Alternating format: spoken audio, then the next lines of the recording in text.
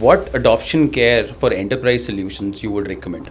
You should not try to boil the ocean at the start. Always start small, right? When we talk about most of those organizations, are they global or Indian? And most of the organizations in India are also getting global now. So We see Americans are way ahead of us in terms of technology. America innovates, EU regulates, and India replicates. Exactly. But let me tell you, there is a very fine line between fear of missing out and risk of messing up. Most of the markets, they have come up with their own acts, right, or regulations, but by and large, the construct would not differ. Since we are using a local data, we'll be using the local policy. That's exactly how it works. See, the answer is not that simple. It will depend where the data resides. How do you see Agentic AI in next 3 to 5 years?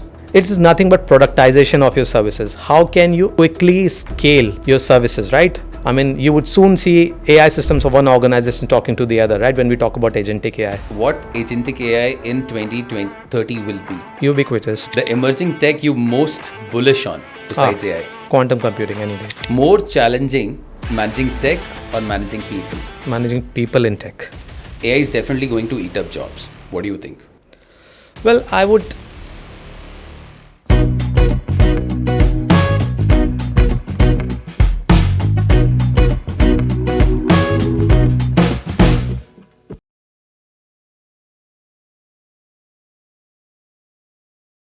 Welcome to the collaborative canvas, where we paint the future with conversations that matters. Today's episode is Masterclass in Leadership, Transformation, and the Rise of Autonomous Intelligence in the Enterprise World. My guest is Rachit Batham. He's a seasoned global executive with over 20 years of experience leading large-scale digital transformation, driving AI communication and commercialization, and steering M&A strategies in the tech and financial services space. From Agentic AI to blockchain, from advisory roles to policy impact, he has been at the intersection of technology and impact. Today, we are going to explore what makes Agentic AI truly game-changing, how human roles are evolving, and what it takes to build a responsible, scalable AI systems in today's enterprise landscape. If you're curious about where the future of the work, leadership, and intelligence automation is headed, this one is for you. So let's dive in right into this. Welcome, Rachit. Thank you. Thanks for having me. So, again, we just mentioned what this whole episode is about. So, but we wanted to give a little glimpse of from you about what is Agentic AI and how is it transforming.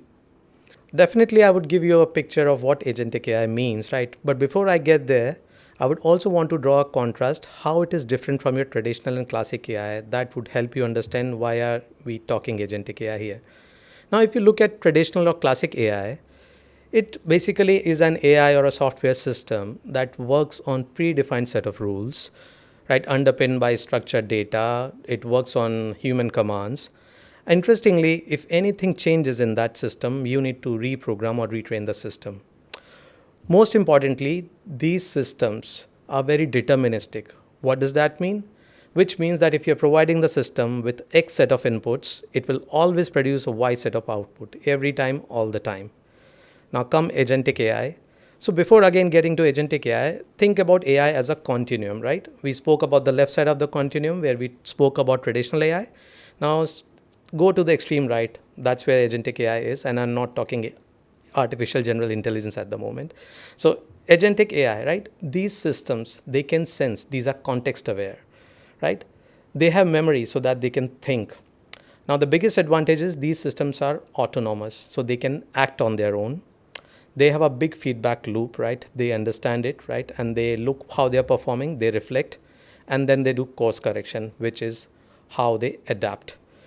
So why I'm telling you these basic definitions, you could have gone to Google, you could have gone to any model-based like search engine, you would have got these.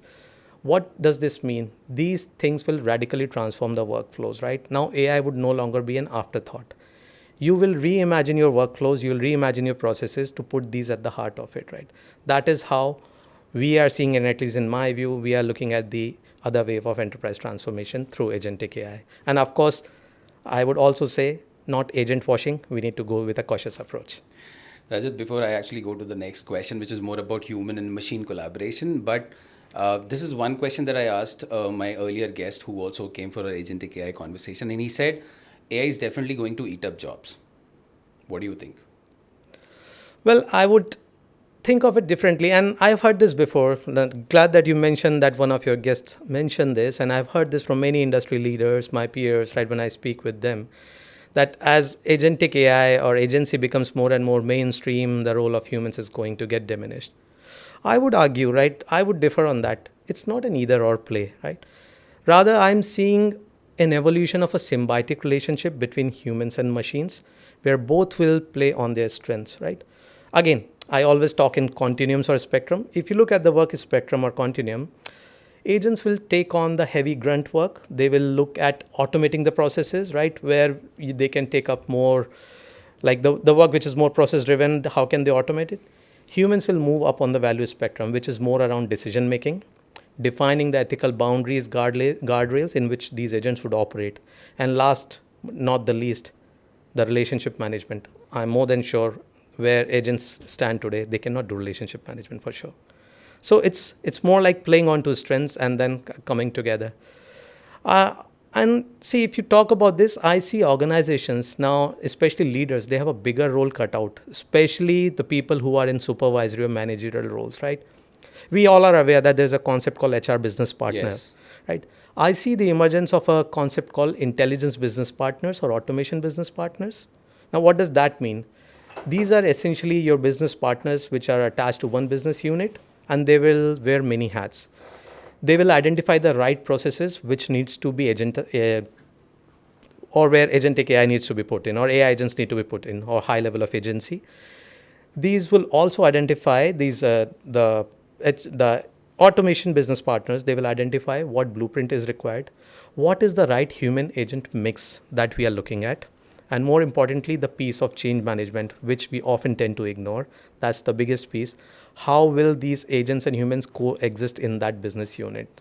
So clearly, I see this role as a very important one, which will come to the surface. And you just answered how human roles evolve as these AI agents are taking the autonomous part majorly. This is a very vital advice for people who are actually fearing and scaring from the fact that AI is going to eat their jobs up. But these are those people who actually do probably nothing, or they have been more stereotype work that they have been doing.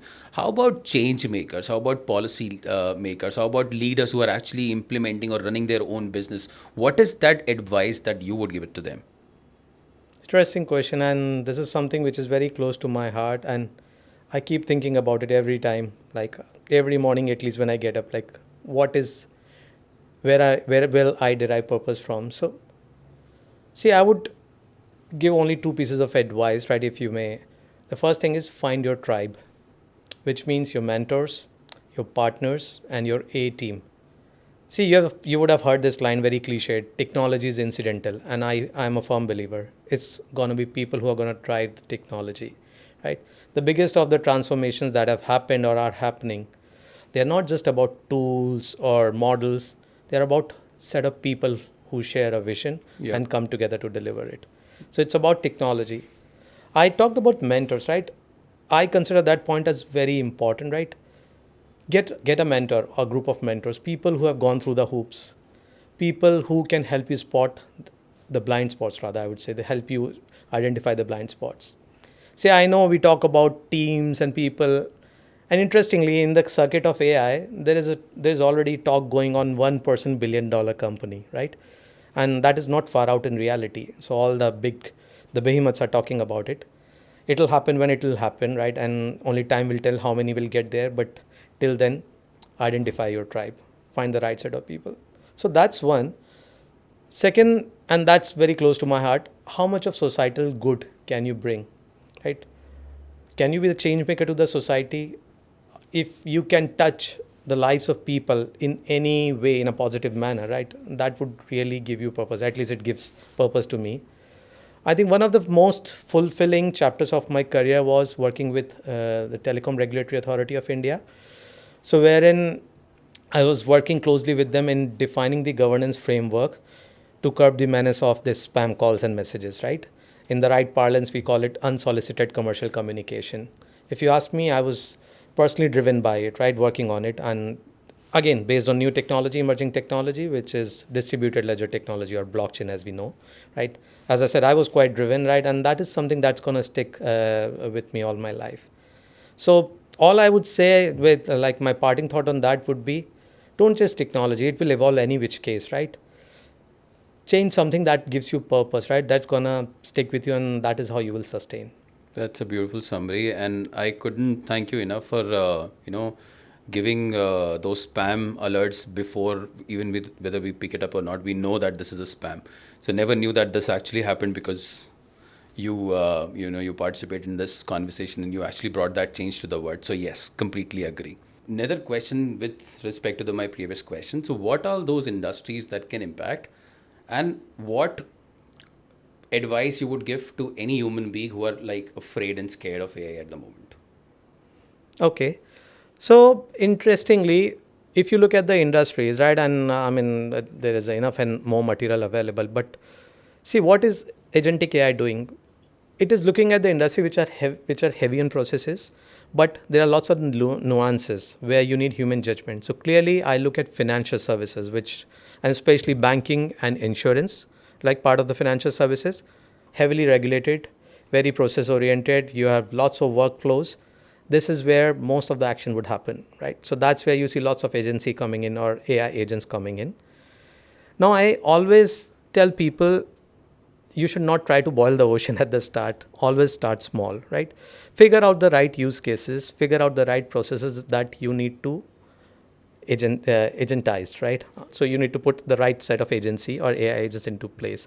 So that's the right way to start with. Of course, we can do a double click like how it works, but that is in a nutshell what I would tell people. I think you actually pick up a very good example of the financial markets, in which will come later on. But current adoption stage and the challenges and the enablers, they're kind of restricting a lot when it comes to Yeah. challenges specifically. So, what adoption care for enterprise solutions you would recommend? So adoption, if I understand, see, let's look at where the industry is, right? So every 4 out of 5 organizations, they are on their agentic AI transformation journey in some shape or the form. Most of the organizations, if not all, they are looking at bringing in more productivity. Now they are either toiling with the idea of doing the right POCs or pilots, or even maybe doing a minimum viable product or MVPs, as we call this in the industry, with a specific business function. But if you peel the layers off, not many, right? And I'm yet to see like any large organization where they have actually realized true benefits. Like what is the value realization? What's the true transformation that they have been able to achieve? So if I have to do a typical consulting framework on a scale of 1 to 5, right? What is the maturity of the market, right? 1 being exploratory pilots, 5 being matured enterprise transformation. I would say most of the organizations are somewhere between 2 and 3. 2 and 3. Yeah. And when we talk about most of those organizations, are they global or Indian? Oh, so all of the organizations, most of the organizations in India are also getting global now. So No, considering the fact that when we speak about these things, when it comes to enterprise solutions or enterprise organizations, Yeah. we see Americans are way ahead of us in terms of technology, and we are still gaining up that pace. So when we talk about this within the Indian context, we look at companies who are kind of maturing or at a growth, not even a growth stage, they're actually inception stage. Yeah. So 2 and 3 is still highly likable a ranking given to the Indian organization versus an. Don't you think? I mean, I would probably go with the global organization with 2 and 3, not Indian organization. So yes, so I would say, and I mean this has been said earlier as well. See, the way it works is America innovates, EU regulates, and India replicates. Exactly. Right. So that is how it works. Now, interestingly, if you look at India, or rather the Asian market, most of the unstructured data that's been sitting in silos, and that sits in the Asian True. countries. 40% of the global unstructured data sits in here. Yes. So it's kind of a leapfrogging moment for India, right? How can they capitalize on this data and actually build an enterprise of the future? Now, depending of the size of the organization, whether you are global, depends, right? So that is how you are resorting to a different AI strategy. Many organizations, global organizations, they are even building their own models.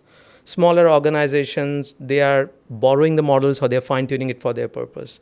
Or even much smaller organizations, they are just like doing a plug and play. So depends what part of the spectrum you are on. That's a very great summary. I was just thinking about that because when we categorize the industries those ways, we actually see, how the penetration on a certain company, which is like smaller in their nature, they're actually adapting to it. And I totally agree with the fact that I have seen that how, tier one companies, they innovate, how tier two companies, they actually use it, and then tier three, they see how it works. But considering we've been reading about agentic AI by large, we did reading about privacy by large. There's a specific control that mechanized into the system. There are certain compliances that you need to follow. There's certain decision quality that you actually come up with. Does it matter for any specific tier company who's adopting to it, or does it not? Oh, it matters to all. Let me give you a little longish answer, but that would demystify things. I would start with the concept of FinOps, right? So FinOps is nothing but a concept or an operating model which has been there in the market, especially when we talk about cloud transformation. So this framework talks about cloud cost management. Now, why this framework? This is a very interesting framework. This is an integrated model where you have shared responsibility between IT, business, and finance. Now, what it does, it actually allows for a centralized governance and policy enforcement at the same time letting the businesses manage their cloud usage in a decentralized manner. So it's a centralized control of a decentralized cloud usage, right? Interesting framework. On similar lines, I see a framework evolving for AI governance across the board for organizations. Can we just simplify this in an example form, because I really wanted to understand the first part before I understand the second part. Yeah, so let's say an organization, right? So everybody, or if, let me put a safeguard here, most of the organizations, if not all, they are on their cloud transformation journey. And now they use, of course, lots of hyperscalers. And everybody knows, like, you always over provision cloud resources, right? You need to control cloud costs. It is more like your credit card behind the tap, right? So you need to take control of your cloud costs, right? So yeah. So this is a framework which lets you control your cloud cost, and people have seen benefits up to 25 to 30% when done right. If they have implemented this framework, the FinOps model, right? And it has been there in the market. In fact, there is a FinOps foundation, right? If you go and read about it. So many large organizations, they have adopted this model, right? I would not get into the tenets of the model, what it typically entails, but it's a framework. The idea is to take a leaf out of the booklet, right? It's an integrated, a shared responsibility framework between IT, business, and finance, right? How you can manage things centrally, yet allowing for a decentralized usage, right? So that is what I was trying to allude to. But these three combines all the centralization when you're working on a decentralization model. Working with the decentralization model. Yeah, so let's say in an organization, you will have your IT, your finance, and the business, right? So they will help define the policies, right? What does that mean? That the rates for a certain XYZ cloud service provider, they will fix it centrally, right? What tier they are buying, right? In terms of cloud, I would say purchase. Whereas businesses, they would have the comfort of using the cloud as per their requirements, right? So how much they want to use, right? And that is being governed centrally. It all rolls up to a central function, right? So that is how it is getting managed. That's a FinOps function. I would not want to more like complicate No, it makes more. sense. So agentic AI plays a vital role in this because it's been defined based on the usage and the governance or the compliances. So yeah, so now keeping that cloud thing separate, keep it at bay. I was just taking an example. Now for agentic AI, right? I would see an evolution of a similar governance structure. We spoke about governance, right? Where it's a shared responsibility model between IT, business, and your risk function. Some organizations call it ERC, some call it GRC, but the risk function. Now, what it would do is the centralized function would take care of implementing or executing the AI strategy, setting the controls posture, right? Defining the ethical boundaries. Whereas the decentralized teams, which would essentially be a business function or support functions, they will identify the right use cases, that what needs agency, what needs to be agentized, and they will put this forward for development, right? And this happens on a regular basis, I'm assuming, because every now and then you get to have another dynamic situation that you're standing on. Yeah. So, okay, let me do a double click for you so that I clarify myself what I'm trying to say. Let's talk about the centralized part, right? Now, what will happen? This central unit will be the custodian. They will have an inventory of everything which is AI in your organization, all the solutions, all the algorithms, all the models, right, that you're deploying. So they will have that centralized repository. They would be the control board to review all the requests coming from businesses that what needs to be agentized or where we need to put AI. They will review the request with the lens. Accordingly, they will ask for more details. They will approve it or reject it. Thirdly, they will also monitor the performance of everything that is AI in the organization, wherein, of course, you will have predefined metrics, right? The key metrics in terms of their performance, whether it is doing the right explainability, whether the model is hallucinating, etc., etc. So this would be the centralized body. The decentralized business teams, they have a bigger job cut out. They need to identify the right processes. Do they have the process intelligence, right? They need to put forth, right, the right processes for development that will go into the queue to centralized teams, right?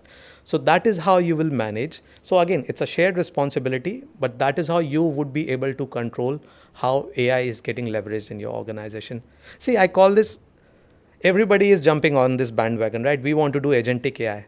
But let me tell you, there is a very fine line between fear of missing out and risk of messing up. That's the way I look at it. And which is why my next question, to better understand the decentralization part, is that the element of using human insights still remains in the decentralization part. Oh, human are not going to go away. Let me contextualize this with a few examples, right? Now, AI strategy and controls posture of one organization would starkly differ from the other.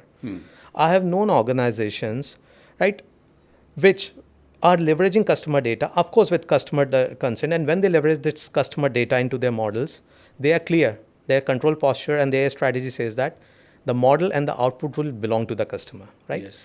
Whereas I've also known organizations which are using customer data, again with customer consent, to actually fine tune their models, even create synthetic data. Correct. So you can see the stark difference. Both organizations are right in their own right, but Exactly. depends on their strategy. Let me give you another dimension to this. We talk about compliance, right? There is a EU or European Union AI Act. Yeah. Now, in this act, you have different categories of AI risk, right? And your use case will fall under one of those categories. Now, let's say if you're using AI for performance evaluation for your employees, and by the definition of this EU AI Act, your use case is more likely than not will fall under a high risk category. Then accordingly, you will have to produce a very detailed fact sheet for the regulator.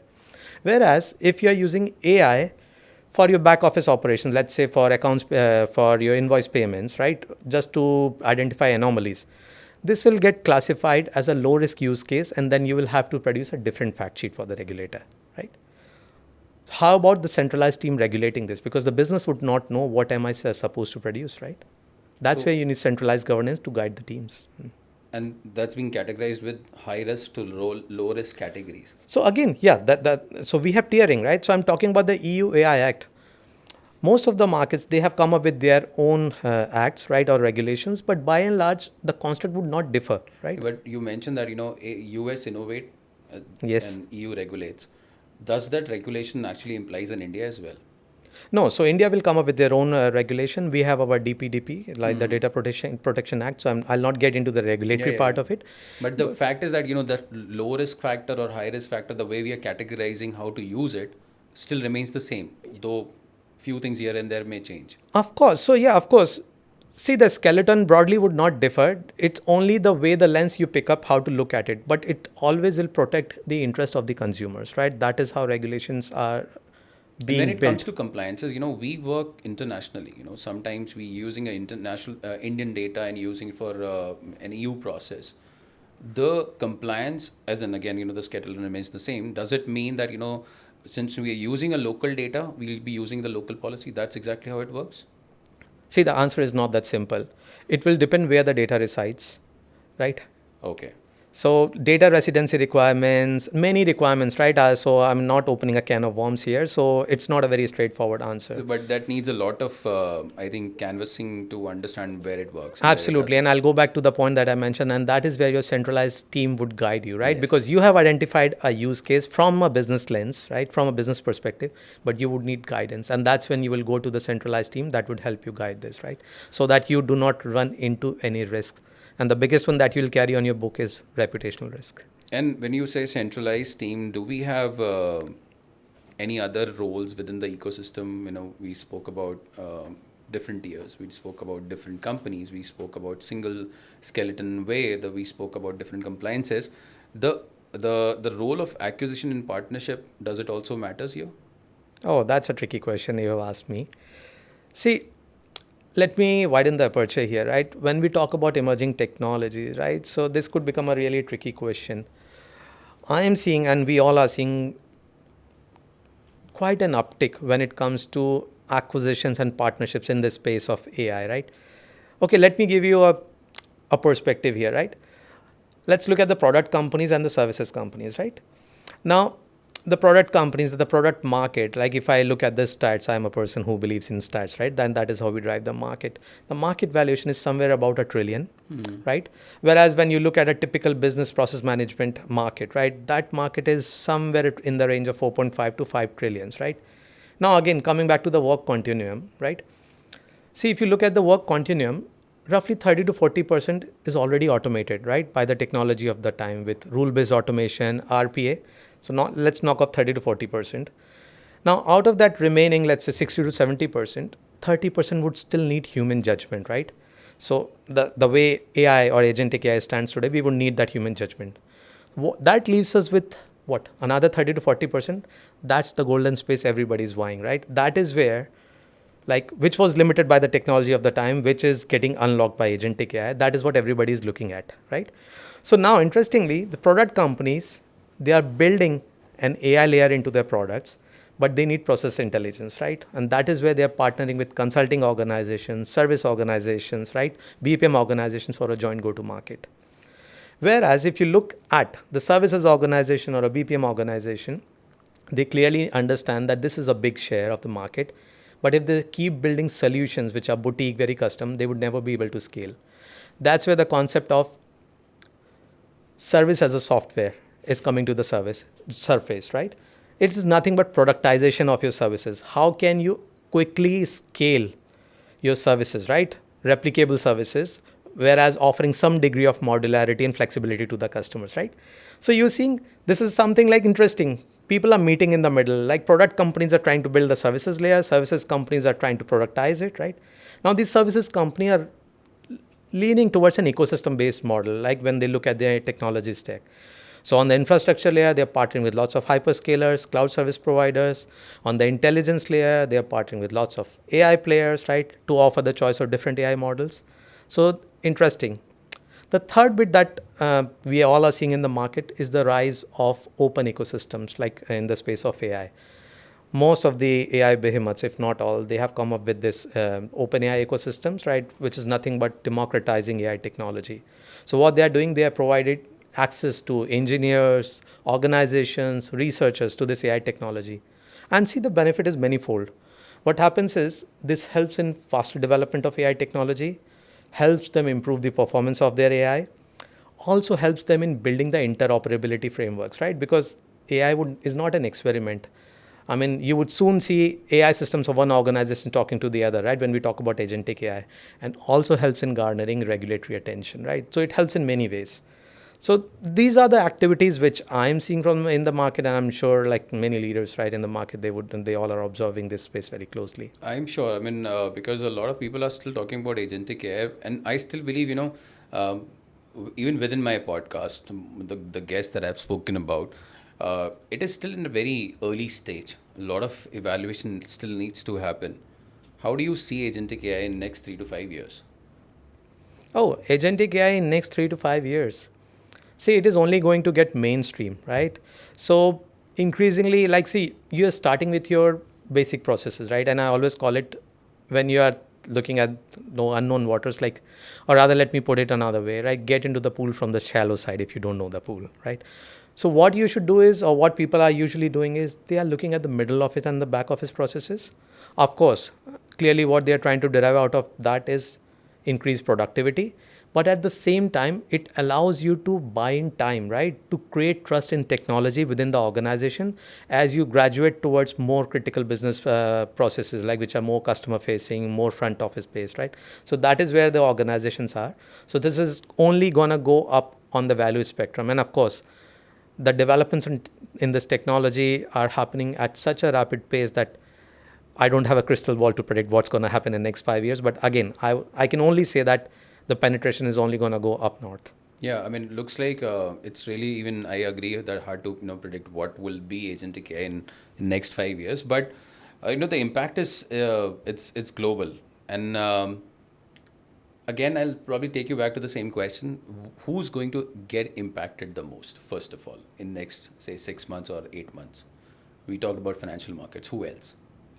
So we talked about a sector, right? From that lens, if I said about the financial services market, but having said that, putting a disclaimer here, it's not confined to just financial services. Other sectors are following the suit.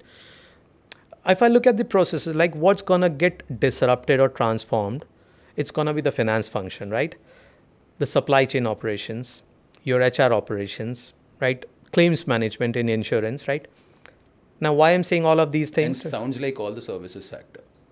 Yes, I'm talking about the services side of the things, right? So But you did mention about how products are getting into service mode, and the SaaS models are coming So up. I'll come to that part, right? I'll just finish this thought here, right? So I talked about different processes, but if you try to understand the commonality between them, right? These are very like process driven, I would say workflow driven, like processes, like finance function, like very like that these things are happen like need to happen in a certain manner, and in many parts of these processes, human judgment is required, right? Yes. And that is a classic recipe or classic case for agentic AI, right? So that is why people are looking at these processes. Now, you talked about the product companies, right? See, interestingly, I mean, we all understand the penetration of enterprise grade software in the organization, right? A mid-sized software company, like on an average, has more than 100 enterprise applications, right? In there. Now, what these applications, they are not self-sufficient. They are enabling people, right? They just work on the CRUD framework, right? I'm not trying to get technical here, but like create, read, update, and delete. Okay. How about I build a layer on top of it, which is more like let's say sales software, like can it produce a dashboard on demand, right? Yes, it can with if I build the right level of agency in it.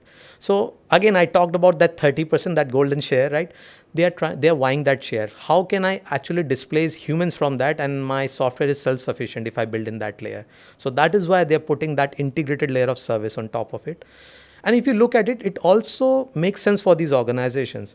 If you have an integrated layer, that takes away the worry, the risk, right? And the worry of how much of risk I'm carrying on my books for an organization, because it's an integrated layer, right? That the product is offering.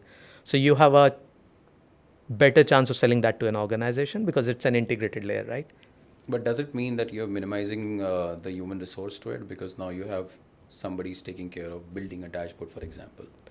I always try to challenge this thought, like minimizing the humans. Why can't we look at it? We are repurposing humans, right? Can't they move up on the value spectrum? So, okay, how about getting more with the same set of human resources, right? Or getting the same outcome with fewer, right? It's a win-win either way, right? How do you move up on the value spectrum, right? You can squeeze out more. Why not, right? I think that's something a very vital thought for people to understand, because even a lot of people don't upskill themselves. They still believe, and I would completely buy your point on the financial markets, because if you give them anything which is ready made, they'll probably use it. As in business would definitely use it, and somebody who's doing it will have to go. I mean, they'll probably lose their job. What do they need to come up as an expert? What would you advise them? Oh, so, okay. I see where your question is now. See, it's a performer perish game. Okay. It is. I mean, I would not want to sugarcoat it, right? Everyone will have to reskill themselves, right? I'll go back to where we started from. AI now is not an afterthought. Let me try to give you an example, right? The conversational bots, which the banking sector came up with, it's not new, right? They came into existence about 10 years ago. Many banks came up with those bots with AI of yesterday. Yes. Now, but they had limited functionality, right? How many times you had a successful conversation with a bot? Never. I'm not even today. I would not even look for an answer. And trust me, the satisfaction score never breached the 60% mark, right? So that is what, because it was more like an afterthought, like put in place, right? But now you're radically transforming the workflows, right? You're putting it at the heart of it, AI integrated, and I'm not even getting into the technical nuances, right? Now to do that, you need to upskill yourself. The entire workflow has changed. So see, okay, let's look at the organization, like a services organization. Let's do this example. It's the 100% workforce. About 10% is your leadership, right? Which is essentially responsible for navigating, right? The direction. So they are not as much as the users of AI. Now, the remaining 90% of the organization, I would just classify them into two. One part is which is creating or deploying AI, right? Those would be, again, less than 10 to 15% if you're a services company and very Yeah. pro AI. The chunk, the majority of the organization would be the organization which is leveraging AI. So if they are not skilled, they are not equipped, they would never be able to derive maximum benefits out of this, right? And the Exactly. leadership knows this. If these people are not upskilling themselves, they'll be shunted out. They'll be replaced by people who can actually use AI. They will be replaced by the people who can actually do that. Yeah. That's a beautiful thought. So the point is, if you still don't have the answers, you still have to work on, upscaling yourself. But I'm not sure a lot of people know actually what ChatGPT is. But now the next few questions I'm going to ask Rachit-GPT to answer me in one word. Rachit, the first is what agentic AI in 2030 will be? Ubiquitous. The emerging tech you most bullish on besides AI? Quantum computing any day. Oh, wonderful. More challenging managing tech or managing people? Managing people in tech. A book or a podcast that recently inspired you? I would rather talk about the book called Factfulness by Hans Rosling. There's so much happening around the globe, right? And like which scares people. This gives a different spin, like it brings in optimism with some backed up by data. So definitely one should read this book. And if you could automate one personal daily task, what would that be? Oh, hands down, my family WhatsApp group. If AI can take care of it, that would be like wonderful. So that's more than the limited time a chat GPT would answer. That's Rachit GPT that we just got to know. And if you actually had this conversation loved the most, please definitely, reach out to us for more such inspiring conversations that we have on Agentic AI. Thank you so much, Rachit. As much as I know about Agentic AI, I probably be very immature to understand where it is heading to and what is right now sitting on the bench for people who are not incredibly known to the AI word so far. Other than the fact that we only move into the chat GPTs of the world, asking questions that we used to do 10 years ago with Google search. So thank you so much for stepping in, and in helping the audience understand how agentic AI is becoming a solution and what they actually need to do. I think the biggest fear that people still are looking at it that the job's going to lost. But every now and then, whatever we hear from the guest here, that jobs will still remain there. The human insight is not getting lost. What is getting lost is when you're not upskilling yourselves. So, again, as I said, that's an incredible deep dive with Rachit. And I hope it lets you and gives more clarity and curiosity about what is the future of agentic AI in the enterprise landscape will be.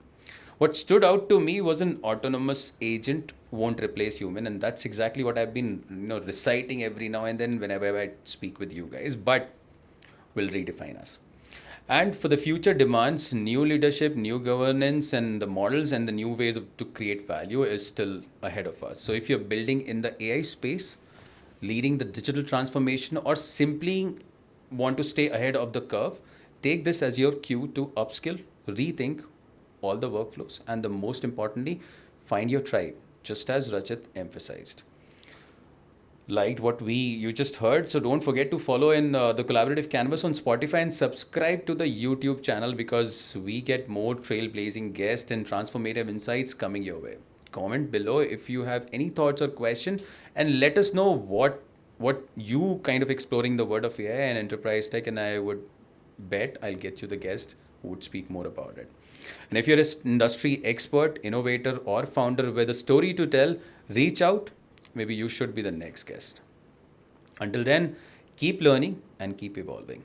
Thank you so much. Thank you, Rachit. Thanks for having me. Thank you.